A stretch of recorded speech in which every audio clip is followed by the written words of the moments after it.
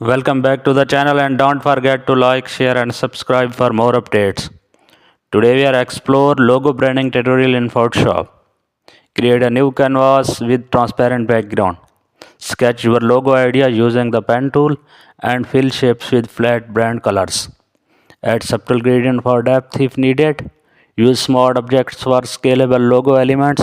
Now add text and bold modern font.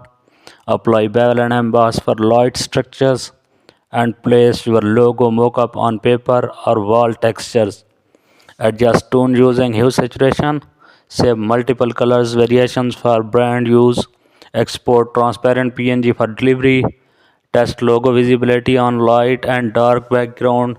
Your professional 2025 logo branding is complete. Thanks for